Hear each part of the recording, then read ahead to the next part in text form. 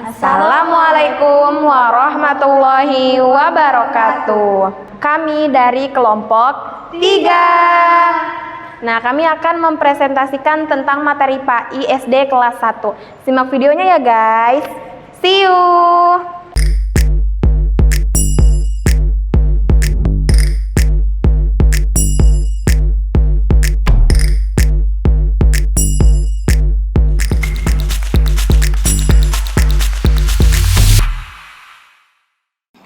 Sebagaimana yang telah ditegaskan oleh Nabi kita, Nabi Muhammad SAW, bahwa dalam surah Al-Fatihah ini adalah surah yang paling agung dan juga paling hebat di dalam Al-Quran.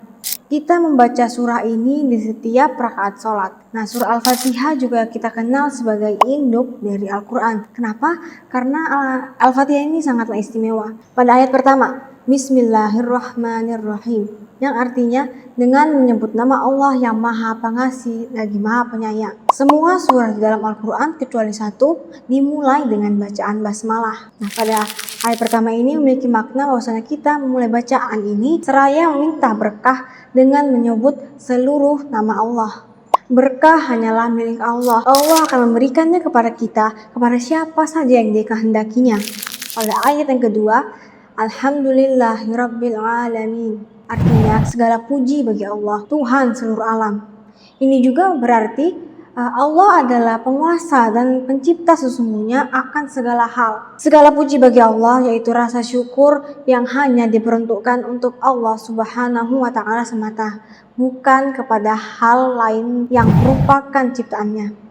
Ayat yang ketiga berbunyi Ar-Rahmanir-Rahim, yang artinya yang Maha Pengasih lagi Maha Penyayang. Ayat keempat, Maliki Yaumiddin, artinya pemilik hari pembalasan. Hari pembalasan juga dinamakan Yaumuddin, dan itu adalah hari di mana kita berdiri di hadapan Allah, dan Allah akan menanyakan segala hal yang telah kita perbuat semasa kita hidup di dunia.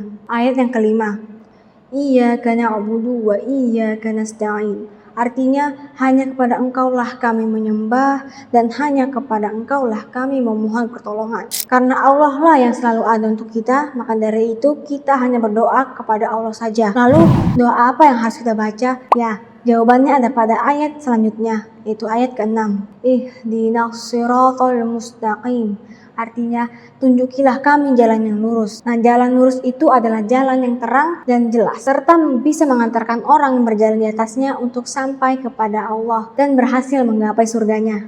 Ayat ke-7, Siratal ladzina an'amta 'alaihim, yaitu jalan orang-orang yang telah Engkau beri nikmat kepadanya, ghairil maghdubi 'alaihim waladdallin, bukan jalan mereka yang Engkau murkai, dan bukan pula jalan mereka yang sesat. Pada ayat terakhir surah Al-Fatihah ini, kita meminta kepada Allah supaya kita mengikut pada jalan para nabi dan orang-orang soleh, dan supaya juga kita dijauhkan dari jalan yang salah. Sekarang, ayo kita membaca surah Al-Fatihah bersama-sama. Bismillahirrahmanirrahim. Alhamdulillahi Rabbil Alamin,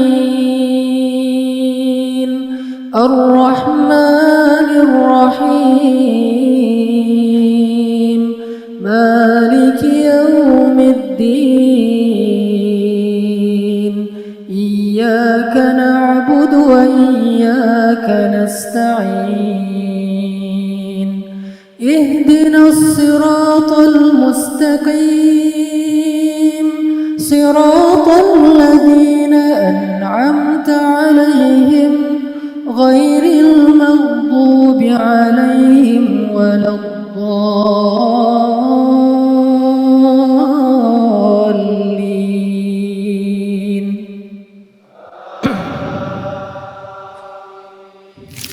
Menunjukkan ciptaan Allah Subhanahu wa Ta'ala melalui ciptaannya. Matahari, bintang, manusia, tumbuhan, hewan, dan seluruh alam semesta beserta isinya merupakan ciptaan Allah. Kita harus bersyukur dengan memanfaatkan sebaik-baiknya agar ciptaan Allah terhindar dari kerusakan. Nah, teman-teman, kira-kira siapa sih yang membuat meja dan kursi? Apakah mereka ada dengan sendirinya? Tentu tidak kan? Meja dan kursi dibuat oleh manusia. Lalu terbuat dari apa benda-benda itu?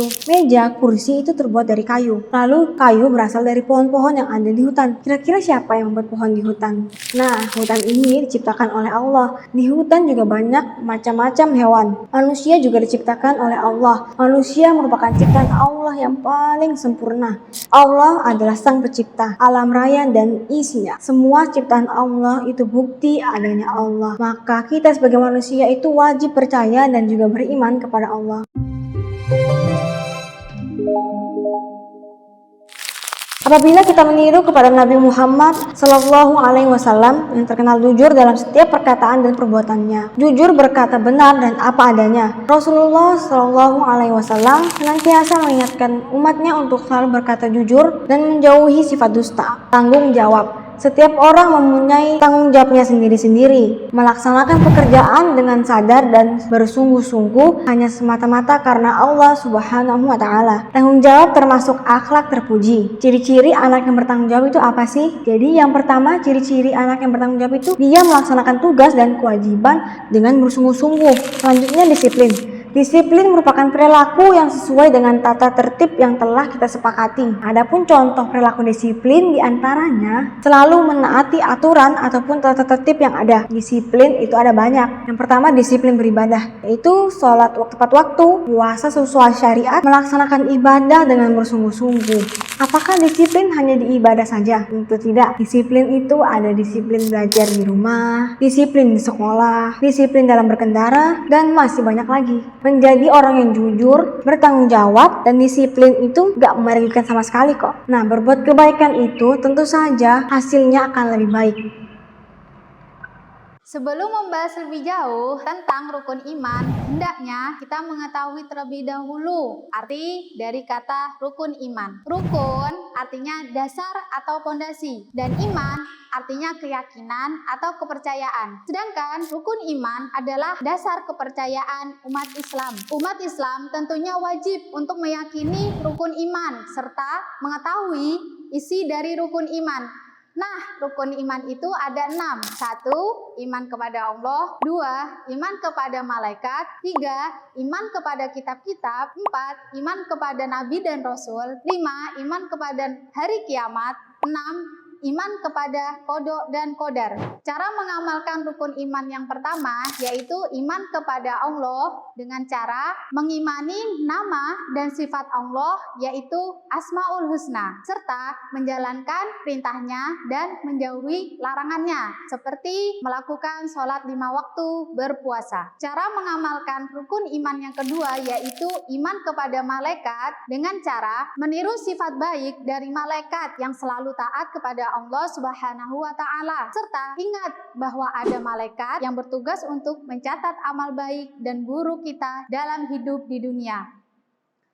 Cara mengamalkan rukun iman yang ketiga yaitu iman kepada kitab-kitab dengan cara meyakini dan beriman kepada 4 kitab yang secara langsung diturunkan Allah Subhanahu wa Ta'ala, yaitu kitab Injil, Zabur, Taurat, dan Al-Quran sebagai penyempurna kitab-kitab sebelumnya. Cara mengamalkan rukun iman yang keempat yaitu iman kepada Nabi dan Rasul dengan cara rajin membaca sholawat Nabi setiap hari, menjalankan sunnah dari Rasulullah yang telah diajarkan, serta meniru sifat baik para 25 Rasul yang telah Allah pilih. Cara mengamalkan rukun iman yang kelima yaitu iman kepada hari kiamat dengan cara mengetahui tanda-tanda hari kiamat, serta mempersiapkan bekal untuk menghadapi hari kiamat. Kita juga harus mengimani tanda-tanda hari kiamat seperti hari kebangkitan di padang mahsyar, adanya hisab, mizan, hingga berakhir di surga atau neraka. Cara mengamalkan rukun iman yang keenam yaitu iman kepada qada dan qadar.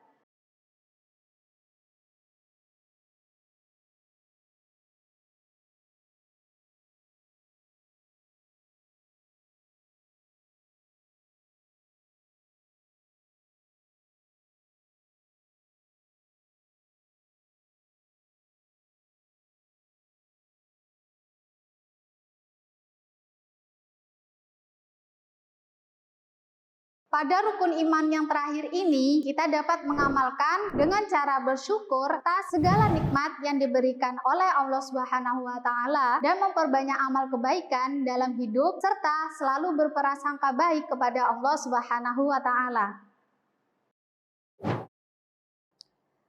Apa itu rukun Islam? Rukun Islam merupakan dasar dari agama Islam. Rukun Islam ada 5. 1. Mengucapkan 2 kalimat syahadat. 2. Melaksanakan sholat. 3. Membayar zakat. 4. Berpuasa pada bulan Ramadan. 5. Pergi haji bagi yang mampu. Mari kita bahas tentang rukun Islam yang ada 5. 1. Mengucapkan 2 kalimat syahadat. Syahadat adalah persaksian bahwa tiada Tuhan selain Allah dan Nabi Muhammad adalah utusan Allah. Yuk kita lafalkan kalimat syahadat. Asyhadu alla ilaha illallah wa asyhadu anna Muhammadar Rasulullah. Artinya, saya bersaksi bahwa tiada Tuhan selain Allah dan saya bersaksi bahwa Nabi Muhammad adalah utusan Allah. 2. Melaksanakan sholat. Umat Islam wajib melaksanakan sholat 5 waktu, yaitu subuh 2 rakaat, duhur 4 rakaat, asar 4 rakaat, maghrib 3 rakaat, isya 4 rakaat. 3. Membayar zakat.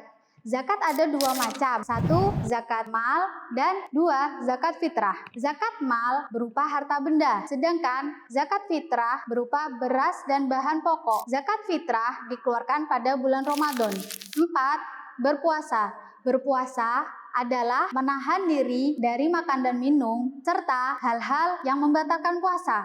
Berpuasa dilakukan sejak terbit fajar, waktu subuh, sampai terbenamnya matahari, waktu maghrib. 5. Melaksanakan ibadah haji bagi yang mampu. Ibadah haji dilakukan di kota Mekah. Ibadah haji wajib bagi umat Islam yang mampu, sehat badannya, serta cukup bekalnya. Nah, toharoh artinya bersuci dari najis dan hadas. Nah, najis adalah kotoran yang menjadi sebab terhalangnya seseorang itu untuk beribadah kepada Allah Subhanahu wa Ta'ala. Nah, sedangkan hadas itu sendiri adalah keadaan tidak suci pada diri seorang muslim yang menyebabkan ia itu tidak boleh melakukan sholat, tawaf, dan lain sebagainya. Nah, apa saja sih yang harus dibersihkan? Ya, yang pertama semua itu harus dibersihkan. Baik pakaian kita, lingkungan kita, tempat kita, apalagi tempat ibadah kita. Tempat yang kita gunakan untuk melaksanakan ibadah sholat itu lokasi yang harus suci dari najis maupun hadas dan bersih dari segala kotoran. Adapun macam-macam toharoh. Toharoh meliputi 2. Yang pertama, toharoh dari najis dan toharoh dari hadas. Toharoh dari najis maksudnya adalah membersihkan sesuatu dari najis. Nah, najis itu ada 3 macam. Yang pertama, najis mukhaffafah, najis mutawassithah, dan mughalladah. Nah, yang pertama, najis mukhaffafah. Najis mukhaffafah adalah najis yang ringan, seperti air seni bayi, laki-laki yang belum berumur 2 tahun dan belum makan apapun kecuali ASI dari ibunya. Adapun cara mensucikannya itu sangat mudah sekali. Kita tuh cukup memercikkan air yang suci atau mengusapkan air pada permukaan yang terkena najis tersebut. Nah, kemudian najis yang kedua itu adalah najis mutawassithah. Nah, najis mutawassithah adalah najis pertengahan. Contoh najis-najis ini adalah darah, nanah, air seni, tinja, bangkai binatang, dan lain sebagainya. Nah, adapun cara-cara bersuci dari najis mughalladah. Najis mughalladah adalah najis yang berat. Nah, najis ini tuh bersumber dari anjing dan babi, kan kita tahu sendiri tuh nggak boleh kan. Adapun cara mensucikannya ini melalui beberapa tahap, yaitu dengan membasuh sebanyak 7 kali. Di antara 7 tersebut ada 1 kali itu kita menggunakan air dicampur tanah. Nah, begitu ya guys. Kan sudah kita mengetahui cara bersuci dari najis. Nah, selanjutnya bagaimana sih cara bersuci dengan hadas? Hadas ada 2 macam. Yang pertama hadas besar dan ada hadas kecil. Hadas kecil apabila kita tuh mengalami atau melakukan 4 perkara. Yang pertama, keluar sesuatu dari kubul dan dubur. hilang akalnya kayak tidur ya guys. Kemudian bersentuhan kulit antara laki-laki dan perempuan yang bukan muhrim. Kemudian menyentuh kubul dan dubur dengan telapak tangan. Adapun cara mensucikan hadas kecil itu dengan berwudu. Nah, apabila tidak ada air di sekitarnya, maka dilakukan sesuatu dengan tayamun. Bagaimana dengan hadas besar? Apabila kita terkena hadas besar, kita dinyatakan hadas besar apabila melakukan salah satu dari 6 perkara. Yang pertama, berhubungan suami istri atau bersetubuh, keluarnya mani, haid menstruasi bagi perempuan, melahirkan, nifas, dan meninggal dunia. Adapun cara mensucikannya adalah dengan mandi wajib, yaitu membasahi seluruh tubuh dari ujung rambut nih sampai ujung kaki kita. Nah, apabila tidak ada air atau karena sesuatu hal lain, maka bisa dengan tayamun. Kemudian kita membahas tentang wudhu. Wudhu merupakan syarat sah salat. Kemudian ditegaskan dalam riwayat hadis yang disabdakan Rasulullah SAW. Beliau bersabda, la yaqbalullahu sholatan ahadikum iza ahdatha hatta yatawaddah. Artinya Allah tidak menerima salat salah seorang kamu apabila berhadas. Nah, sampai ia berwudu. Hadis riwayat Bukhari. Nah, selanjutnya adapun tata cara wudu kita akan melihat pada video animasi selanjutnya. Tata cara berwudu yang pertama yaitu baca basmalah lalu cuci tangan, kumur-kumur basuh hidung basuh muka, tangan sampai ke siku, kepala dan telinga, terakhir cuci kaki lalu doa.